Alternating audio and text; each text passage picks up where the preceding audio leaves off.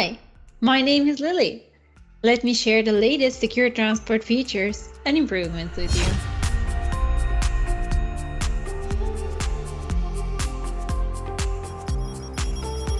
This month, we updated several third-party components that were reported in the National Vulnerability Database, including jQuery and PostgreSQL. Refer to our third-party software and licenses document for the complete list. As of this release, SecureTransport can receive PESIT messages, also known as PESIT datagram transfers, corresponding to PI 91, that are coming from a PESIT partner. In order to receive PESIT messages, both a PESIT transfer site and a transfer profile must be set up. A new group of parameters is now available when configuring a transfer profile with advanced properties: receiving message parameters.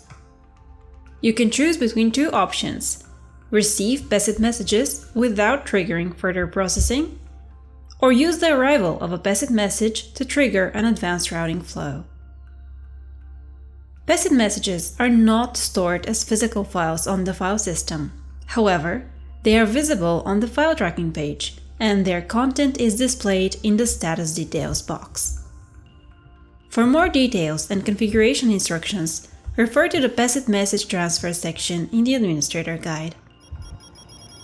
There is a significant improvement in the inbound transfer performance when the SCFS HashOnUpload server configuration option is enabled. It is useful to activate this option when you're expecting to receive large files from partners. Thanks for watching! Apply this update using the links in the description below. Don't forget to like and subscribe, and I'll see you next time.